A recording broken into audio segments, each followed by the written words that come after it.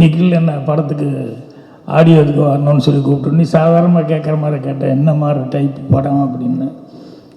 அப்புறம் கிரைம் அப்படின்னு சொல்லி சொன்னாப்புல. நான் படம் பண்ணுறதுக்கும் நான் படம் பார்க்குறதுக்கும் சம்மந்தமே இல்லை.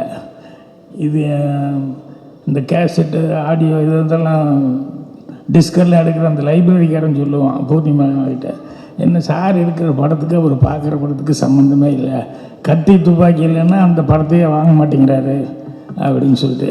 எனக்கு உண்மையிலேயே படம் பார்க்குறது அப்படின்னு சொன்னோம்னா அந்த க்ரைம் ஆக்ஷன் இந்த மாதிரி படம் தான் எனக்கு ரொம்ப பிடிக்கும். மற்ற படத்தை ரசித்து பார்த்துட்ருப்போம், இருந்தாலும் இந்த க்ரைம் எல்லாம் அந்த படங்கள்லாம் வரும்போது கொஞ்சம் மூளைக்கும் வேலை கொடுக்குற மாதிரி அதில் விஷயங்கள் இருக்கும். அதனால் அடுத்தது என்னன்னு அந்த சஸ்பென்ஸோடு பார்த்துக்கிட்டு இருப்போம்.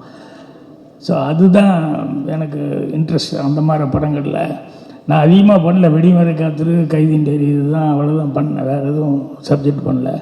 இருந்தாலும் அது என்ன அவ்வளோ அந்த க்ரைமுங்கிறது உதாரணத்துக்கு சொல்லணுன்னா, ஒரு டெட் பாடி ஒரு ரூமை சுற்றி வர ஒரே ஒரு ஜன்னல் திறந்துருக்கும், லாக் ஆகிருக்கும், வேறு எந்த வழியுமே இல்லை. அந்த டெட் பாடி ஹேங் ஆகிட்டுருக்கும். அப்போ எல்லோரும் ஜன்னல் வழியாக பார்த்துக்கிட்டு கதவு உள்ள தாள் போட்டிருக்கு அப்படின்னு சொல்லிவிட்டு அவர் சூசைடு தான் பண்ணிட்டாரு அப்படிங்கிற மாதிரி இருக்கும்போது போலீஸ்காரங்க 2 பேர் வருவாங்க, 2 ஆஃபீஸர்ஸ். அவங்க 2 பேர் வந்தோடனே எல்லாத்திட்டையும் கேட்குறாங்க, யாராவது போனாங்களா உள்ளே என்னென்ன கேட்டதுக்கப்புறம், இல்லை சார் கதவு தாள் போட்டிருக்க உள்ள அவருக்கு ஏதோ கஷ்டம் போலுக்கு சூசைடு பண்ணிட்டாரு அப்படின்னா ஜன்னல் பார்க்குறாங்க. ஒரு ஜன்னல் வழியாக அப்படி ஹேங் ஆகிறது மட்டும் தெரியுது. சரி, வேறு எந்த ரூட்டுமே இல்லை அப்படின்னு சொல்லும்போது கதவை உடைச்சிட்டு உள்ளே போகிறாங்க. போனோடனே 2 ஆஃபீஸரில் ஒரு ஆஃபீஸர் சுற்றி வர பார்த்துக்கிட்டே இருந்தான். ஒரு ஆஃபீஸர் உள்ளே வந்தோடனே அப்புறம் அந்த இன்னொரு ஆஃபீஸர் கூப்பிட்டான், இது தற்கொலை இல்லை கொலை அப்படின்னா. என்னடா வந்த உடனேயுமே உள்ள தற்கொலை இல்லை கொலைங்கிற, இந்த பக்கமே ரூட் இல்லை உடனே கொலைங்கிற.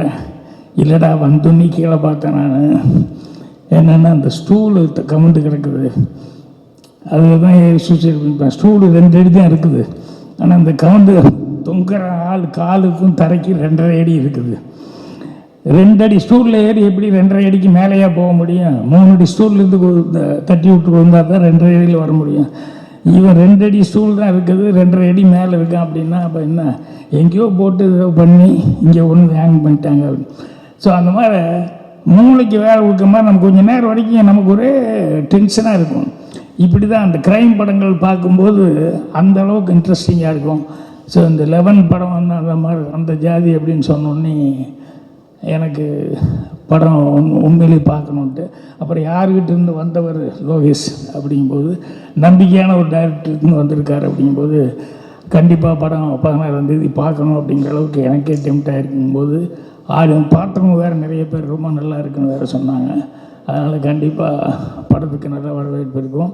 அட்வான்ஸாக எல்லா டெக்னீஷியனுக்கும் படம் சம்மந்தப்பட்டவங்க எல்லாத்துக்கும் என்னுடைய மனமார்ந்த வாழ்த்துக்களை தெரிவிச்சுக்கிறேன். நன்றி, வணக்கம்.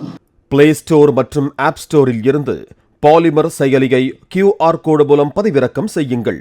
செய்திகளை உடனுக்குடன் பெறுங்கள்.